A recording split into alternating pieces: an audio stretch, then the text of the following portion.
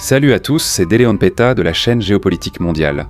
Aujourd'hui, nous parlons de la situation entre l'Iran, Israël et les États-Unis. Parce qu'au milieu de tout ce chaos, une chose est devenue très claire.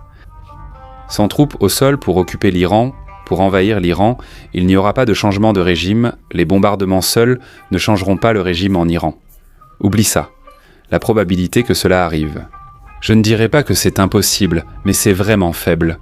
Au milieu de cette confusion, certains responsables militaires et politiques américains ont alors suggéré que ce seraient les pays du Golfe qui devraient envahir l'Iran et changer le régime. Après tout, eux aussi sont la cible des missiles et des drones. Ils connaissent assez bien la géographie, leur histoire et le reste. Donc les pays du Golfe qui devraient faire cela, envahir l'Iran, parmi eux, même la Turquie, devraient aussi le faire. C'est ce que disent certains responsables et politiciens américains. Mais est-ce que cela va arriver ? Il y a du vrai, je vais y répondre dans la vidéo d'aujourd'hui. Mais sachez que rien n'est facile ici. Mais avant de regarder la vidéo, n'oubliez pas de vous abonner à la chaîne. Partagez la vidéo avec tout le monde que vous connaissez pour donner un coup de main. Sur cette chaîne qui est pratiquement inconnue, la chaîne est complètement ignorée par YouTube, donc en partageant, vous aidez vraiment beaucoup la chaîne. D'accord ? Je m'appelle Déléon Peta et voici la chaîne Géopolitique Mondiale.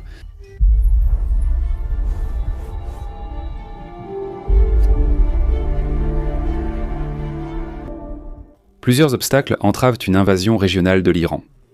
L'obstacle principal est autant politique que militaire, lié à la légitimité interne des régimes du Golfe et à la réaction de leur société. Une opération militaire contre Téhéran menée par des pays arabes du Golfe, du Levant ou par des États musulmans comme l'Azerbaïdjan. Elle dépendrait inévitablement du soutien stratégique, technologique et du renseignement des États-Unis ainsi que d'Israël. Et cette association, même indirecte, a tout pour être étudiée et réservée au propre gouvernement de ces pays à l'avenir. C'est parce que l'opinion publique dans le monde arabe reste fortement hostile à tout type de coopération avec Israël. Et cette hostilité a été amplifiée par les récents conflits à Gaza et au Liban. De vastes enquêtes d'opinion indiquent que l'écrasante majorité de la population arabe rejette la normalisation avec Israël. Et dans de nombreux cas, elle considère l'État israélien lui-même comme la principale menace régionale, et non l'Iran, même face aux rivalités entre sunnites et chiites. Même si les dirigeants de ces pays agissent de manière pragmatique dans leurs relations avec Israël et les États-Unis, la grande et vaste majorité de la population de ces pays ne le fait pas. Et cela constitue une recette toute prête pour un désastre régional. Ce décalage entre le calcul stratégique des élites dirigeantes et la perception populaire rend politiquement explosive toute tentative de former une coalition offensive. Pour de nombreux régimes, une guerre contre l'Iran aux côtés d'Israël serait interprétée en interne comme une trahison de la cause palestinienne et des valeurs islamiques. Et cela même dans des pays qui ont signé des accords de normalisation comme les Émirats arabes unis et Bahreïn, où le sentiment populaire reste largement hostile à la coopération militaire avec Israël, ce qui limite drastiquement la marge de manœuvre de ces gouvernements. En Jordanie, où la population palestinienne est nombreuse et la mobilisation politique sur la question israélienne importante. Une alliance militaire avec Israël contre un autre pays islamique a tout pour provoquer des protestations massives, et surtout des ruptures au sein même des forces armées. Au Bahreïn, gouverné par une monarchie sunnite sur une population majoritairement chiite, un conflit contre l'Iran déclencherait des révoltes internes, reproduisant ou même amplifiant l'instabilité observée lors du printemps arabe dans le pays. En Arabie Saoudite, dont la légitimité politique est liée à son rôle de gardienne des villes saintes de l'islam, participer à une coalition perçue comme politiquement pro-israélienne compromettrait de façon dramatique son autorité religieuse et politique dans le monde islamique. Dans le cas du Qatar et d'Oman, qui maintiennent des relations pragmatiques et des canaux diplomatiques ouverts avec l'Iran, même face à ce conflit, agissant souvent comme médiateurs régionaux. Quitter cette position pour rejoindre une offensive militaire contredirait des décennies de politique étrangère basée sur l'équilibre régional.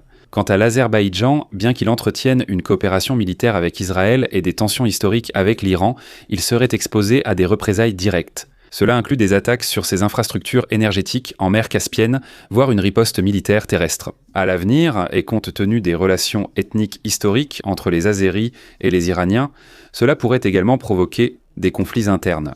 Et même l'existence de structures formelles de sécurité entre ces pays ne résout pas ce problème. Ces alliances ont été essentiellement créées comme des mécanismes défensifs visant à la dissuasion, à l'inégalité et à la limitation des menaces extérieures, en particulier celles liées au programme nucléaire et balistique iranien. Mais transformer cet arrangement en une coalition offensive exigerait un changement radical dans la perception stratégique et dans le discours politique des États impliqués. Et le simple argument qu'ils ont été attaqués par l'Iran ne serait probablement pas suffisant.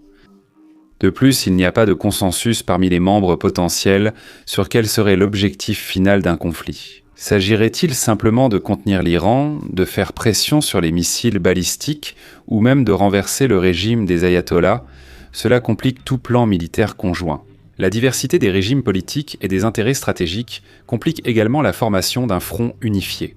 Parce que si l'on inclut la Turquie, par exemple, cela deviendrait encore plus complexe. Puisqu'Ankara a ses propres ambitions régionales et entretient des relations ambiguës aussi bien avec l'Occident qu'avec le Moyen-Orient et la Russie.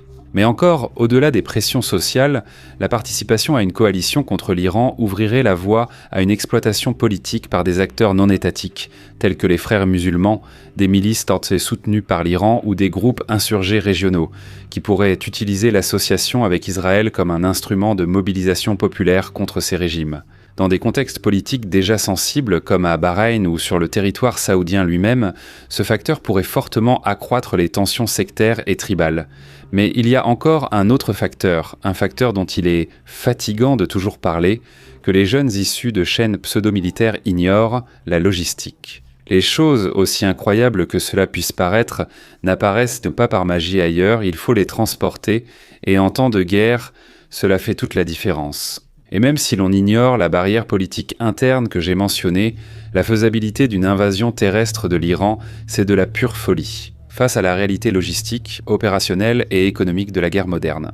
L'erreur initiale consiste à confondre la capacité nominale avec la capacité réelle de projection offensive. Additionnez le nombre de soldats actifs d'Arabie Saoudite, des Émirats Arabes Unis, du Qatar, de l'Azerbaïdjan, de la Jordanie, d'Oman, de Bahreïn et de la Turquie. Cela crée une illusion statistique, mais cela ne se traduit pas automatiquement par une capacité d'invasion. Dans toute armée moderne, seule une fraction de l'effectif total constitue réellement la force de combat proprement dite, ce qu'on appelle les dents, tandis que la majorité est absorbée par ce qu'on appelle la queue, c'est-à-dire le transport, la maintenance, le ravitaillement, le génie, les communications, l'évacuation médicale, l'administration, la protection des convois et même le soutien général de la campagne. C'est justement cette relation entre les dents et la queue, connue sous le nom de tooth-to-tail ratio, qui définit la véritable capacité offensive d'un pays. C'est pourquoi il y a peu de choses aussi stupides que d'accéder à un site de classement militaire et de penser que ces chiffres signifient quelque chose. C'est parce que les mathématiques militaires sont impitoyables.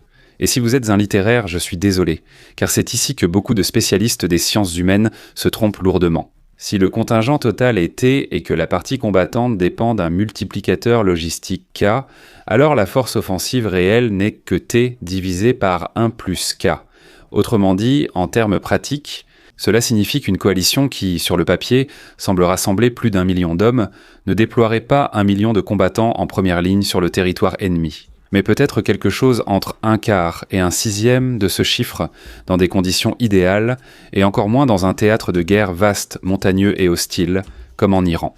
Plus le QT est élevé, plus le QL est faible. Soit vous équipez mieux les soldats, soit vous augmentez les effectifs, ce qui pose un autre problème qui est sur le type de mission.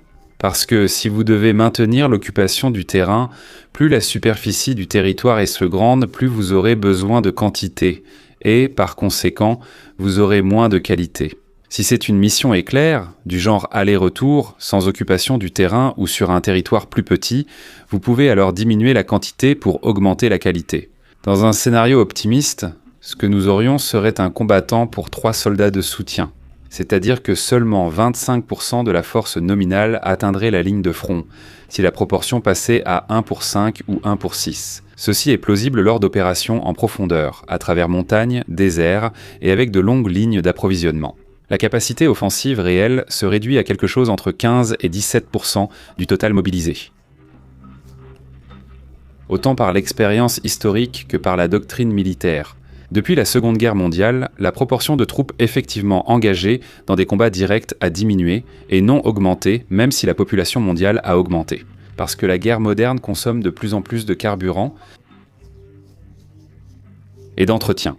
Jusqu'à la Seconde Guerre mondiale, la guerre consistait surtout à prendre n'importe qui. Lui donner un uniforme, un casque, un fusil, un peu de munitions et de rations, une tape dans le dos, et voilà, il part défendre son pays. Mais aujourd'hui, il existe beaucoup plus d'équipements, comme des lunettes de vision nocturne, des batteries pour ses lunettes, des radios spéciales, des grenades spécifiques, des gilets pare-balles et bien d'autres choses encore. Tu penses que c'est exagéré et que tu n'as pas besoin de tout ça, alors d'accord? Mais alors, si l'autre camp possède tout ça, c'est-à-dire le QL, les chances que le soldat ennemi survive à un affrontement contre ton soldat seront plus grandes. Parce que, encore une fois, soit tu privilégies le QT, soit le QL. Plus une force est mécanisée et technologiquement sophistiquée, plus sa dépendance logistique est grande. Une armée offensive moderne n'est pas seulement une masse de soldats armés. C'est une machine d'approvisionnement continu qui doit faire avancer les blindés, faire voler les avions, fournir de l'eau, des munitions et l'évacuation médicale aux troupes, ainsi que le remplacement des combattants. Et tout cela à un rythme ininterrompu. Dans le cas de l'Iran, cette équation devient encore plus compliquée, parce que le théâtre des opérations n'est pas plat, compact et permissif. C'est un vaste espace avec des montagnes, une profondeur territoriale et plusieurs goulets d'étranglement routiers. Chaque kilomètre avancé allonge le cordon ombilical logistique de la force d'invasion et augmente le besoin de protection à l'arrière. La doctrine occidentale le reconnaît clairement dans les manuels de soutien logistique. Ce n'est pas une fonction secondaire, mais une condition existentielle, une manœuvre. Le modèle français précise que le soutien permet à la force de combattre et de durer. Autrement dit, il ne suffit pas d'attaquer, il faut maintenir l'attaque suffisamment longtemps pour transformer l'avancée en domination. Cela exige un transport stratégique et tactique, un maintien en conditions opérationnelles, un soutien aux combattants, un soutien médical et un flux constant de munitions. En d'autres termes, avant qu'une brigade n'avance, il faut mettre en place tout un écosystème de base, de coordination, d'interarmes, d'ateliers, de dépôts, de réseaux d'approvisionnement et de sécurité à l'arrière. Ainsi, le nombre de troupes réellement disponibles pour percer, exploiter et occuper reste toujours tributaire de la taille de l'appareil nécessaire pour les maintenir en vie et opérationnels. Et tout cela était beaucoup moins exigeant pour les troupes défensives. Et n'oublie pas à quel point les forces saoudiennes ont beaucoup souffert au Yémen face à une force bien plus faible que celle des Iraniens. Et le contraste avec la doctrine russe renforce encore davantage le système logistique russe, qui repose sur l'acheminement des fournitures à partir de centres plus centralisés et dépend fortement du chemin de fer. Cela a montré en Ukraine comment des colonnes offensives peuvent être paralysées lorsque leurs routes sont interrompues ou trop étirées. Quand cela se produit, les camions remplacent les rails, et par conséquent, la consommation de carburant explose, la maintenance s'effondre et l'avancée se transforme en un embouteillage vulnérable. En appliquant cela à l'Iran, ce problème est encore plus crucial lors d'une offensive contre le plateau iranien.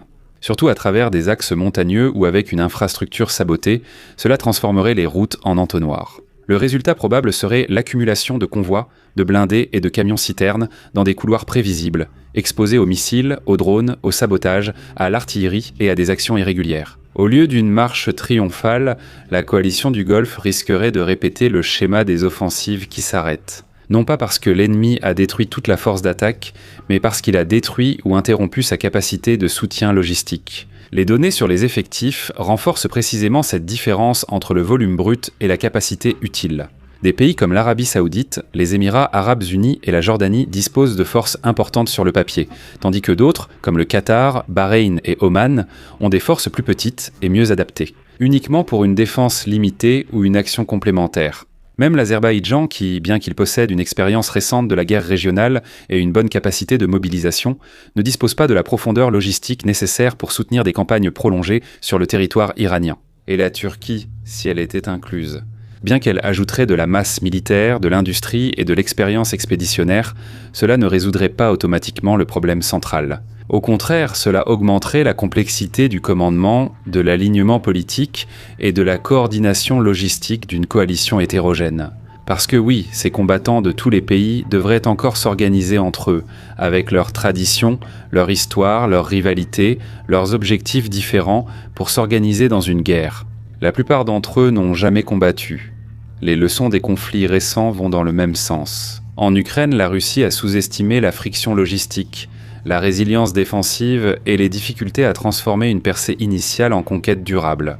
Autrement dit, occuper un territoire et le maintenir dans le conflit entre l'Azerbaïdjan et l'Arménie, la supériorité technologique et l'utilisation d'armes de précision ont démontré la capacité à désorganiser l'ennemi et à obtenir des gains tactiques, mais elles n'ont pas supprimé la difficulté structurelle de consolider le contrôle sur un terrain complexe. En Syrie et en Irak, il est devenu évident que l'adaptabilité, la défense élastique, l'intégration entre les forces et la résistance locale comptent autant que la masse brute. Et tout cela est particulièrement pertinent dans le cas iranien, car l'Iran ne serait pas une cible passive, mais un grand État d'origine millénaire, sanctionné, habitué à la pression. Avec une production interne significative dans des domaines critiques, une capacité de mobilisation, des réseaux irréguliers et une profondeur stratégique, la dimension économique aggrave encore davantage ce problème. Les budgets de la défense des pays du Golfe, bien qu'élevés, ont été principalement structurés pour l'entretien des forces armées en temps de paix, avec de gros salaires pour les officiers de haut rang, généralement liés aux familles royales ou au gouvernement. Achat d'équipements sophistiqués et de leur action régionale, et non pour une guerre de conquête longue, coûteuse et de haute intensité contre un pays de la taille de l'Iran. Des munitions guidées très rares dans le monde, du carburant, des pièces de rechange, des réparations, la rotation des troupes, une défense antimissile aussi de plus en plus rare. Le remplacement des pertes et l'occupation prolongée consommèrent des ressources à une échelle brutale que ces pays n'ont jamais connue auparavant. Et cela sans compter les coûts indirects, comme les dommages à leur infrastructure. À cause de la guerre, les Iraniens ne resteraient même probablement pas passifs. Fuite des investissements, augmentation des assurances maritimes, choc dans le commerce et nécessité de protéger les installations énergétiques. Et surtout les sites de dessalement de l'eau qui sont absolument essentiels au Moyen-Orient, une région qui souffre de pénurie d'eau. Le point le plus sensible, cependant, est que la structure économique même du Golfe serait touchée en plein cœur. Et même si les Émirats arabes unis ne dépendent pas autant de l'argent du pétrole, ils dépendent du tourisme, des investissements internationaux qui ont transformé la région en une sorte de paradis fiscal et qui, en cas de guerre, retireraient leurs actifs de là en toute hâte. Et même sans une fermeture totale, il suffirait de quelques semaines de perturbations sérieuses pour provoquer des chocs économiques mondiaux et porter directement atteinte aux économies des membres même de cette coalition, dont la richesse dépend justement de la stabilité régionale. En d'autres termes, les États qui financeraient la guerre seraient aussi les premiers à subir une dévastation économique à cause d'elle. Et même si, de façon absurde, on suspendait les obstacles politiques, logistiques et économiques dont j'ai parlé. Une invasion terrestre de l'Iran se heurterait encore à la nature même défensive de l'État iranien, qui combine une profondeur territoriale et un relief extrêmement favorable aux défenseurs. Une grande masse démographique, une expérience historique de guerre prolongée et une architecture militaire conçue précisément pour absorber les chocs, user l'agresseur et transformer toute avancée ennemie en un processus lent, coûteux et sanglant. La première couche de cette forteresse est géographique. L'Iran n'est pas seulement un grand pays, c'est un espace continental d'environ plus de 1 600 000 km², c'est-à-dire 1 million de plus que la plaine ukrainienne.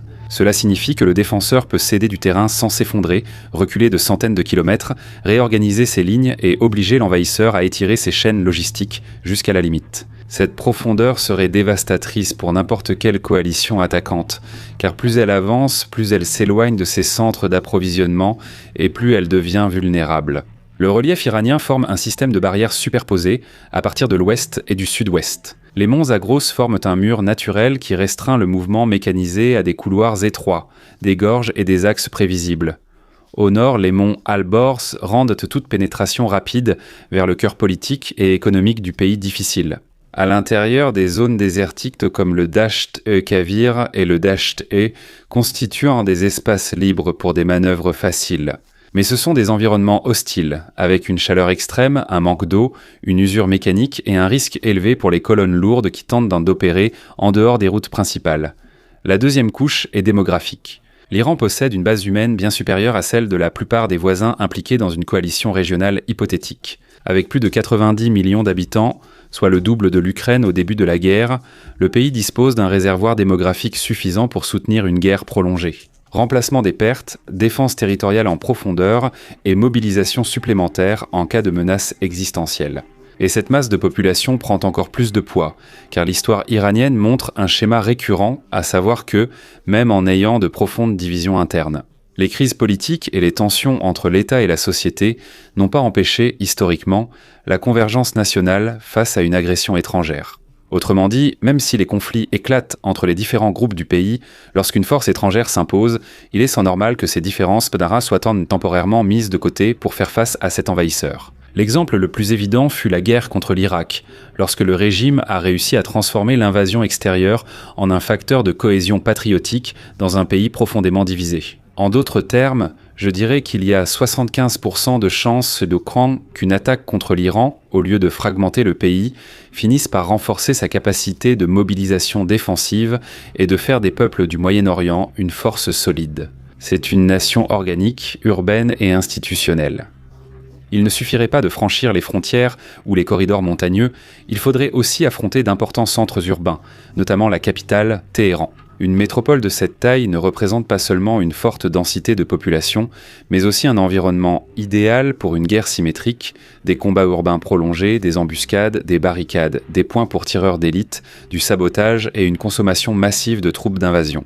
Le coût de nettoyer, d'occuper et de maintenir une ville de la taille de Téhéran serait monumental, ce que, je crois, aucune armée sur Terre ne possède aujourd'hui. Voyez que je ne dis même pas que ce serait facile pour les Iraniens. Ce serait dévastateur, surtout avec les États-Unis fournissant un soutien aérien, mais ce serait un cauchemar si les pays du Golfe prenaient le risque. Et je vais être très catégorique ici, je ne crois pas que cela va arriver. Les coûts d'une opération offensive contre l'Iran seraient extrêmement élevés, surtout pour des pays qui feraient face à un effondrement économique rien qu'en étant en guerre. Les premières 24 heures de l'opération des États-Unis et d'Israël contre l'Iran ont déjà été estimées à 779 millions de dollars, avec des coûts totaux atteignant 3 milliards 700 millions, rien que pendant les 100 premières heures. Donc une opération d'invasion terrestre serait colossale et quelque chose d'inviable pour des pays qui, en plus, subiraient les conséquences économiques et politiques de cette même guerre. Eh bien les amis, comme vous l'avez vu, l'élément politique est très important. Personne ne s'attendait à un conflit soudain dans un pays lointain sans lien avec le leur, ce qui pose déjà de nombreux problèmes politiques. Il suffit de regarder la guerre du Vietnam, mais imaginez alors quand vous avez ces questions culturelles, ethniques et religieuses impliquées. Même si les dirigeants de ce pays décident d'entrer dans le conflit, cela aura des répercussions internes dans les pays impliqués. Donc c'est un scénario très compliqué. Si tu penses, Quantum, que tout cela n'a aucun fondement et que l'essentiel est de renverser les dictatures qui tomberont magiquement grâce aux démocraties, alors ignore ce que j'ai dit. Après tout, je suis allé chercher et j'ai pu vous apporter une vidéo technique, dense, bien chargée d'informations, qui n'était pas le genre de vidéo qui attire la majorité de la population. Les gens préfèrent des vidéos de 3 minutes expliquant vite, ce qui n'est pas le cas sur Géopolitique mondiale. Vous voulez du contenu de qualité, du contenu dense. Et vous savez pourquoi je peux me permettre de prendre des jours et des jours pour préparer un contenu et, par conséquent, proposer quelque chose de plus solide. Grâce aux membres, plus de 90% du budget de la chaîne provient des membres. Alors, considère que grâce à cela, tu vas garantir que je continue à avoir cette liberté académique, cette liberté créative pour aborder des sujets plus robustes, plus denses et approfondis. Quand je fais mes recherches, d'accord ? Et bien sûr, en échange, tu auras plein de contenus exclusifs pour les membres, des lives exclusifs avec moi, tu auras aussi des playlists exclusifs pour les membres. Là-bas, tu trouveras des cours d'intelligence, de contre-intelligence, d'histoire géopolitique des États-Unis et de l'Empire mongol. Deviens membre pour découvrir tout le contenu disponible. D'accord. Et bien sûr, avec ça, tu continues à garantir que Géopolitique mondiale non seulement continue d'exister, mais aussi garde cette liberté académique et créative. D'accord, pense-y. Merci à tous, à la prochaine vidéo, et au revoir, au revoir.